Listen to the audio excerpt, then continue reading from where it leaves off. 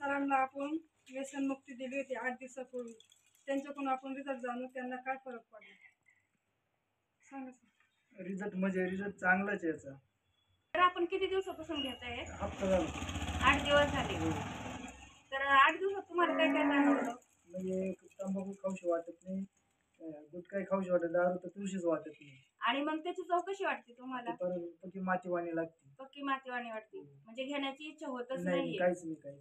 तर मग आता ते इतरांनी घ्यावं की नाही? घ्यायला पाहिजे. प्रत्येकाने घेतलं पाहिजे. ज्यांना व्यसन करतात त्यांनी हो, घेतलंच घ्यायलाच पाहिजे. पाहिजे. आणि तुम्हाला चांगल्यापैकी रिझल्ट पण आलेला आहे हो.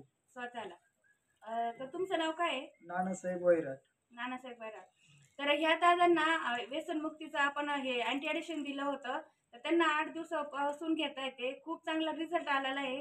त्यांचं असं म्हणणं आहे की ज्यांना व्यसन आहे त्यांनी हे पूर्णपणे घ्यावं सगळ्यांनी आणि रिझल्टही चांगला आहे.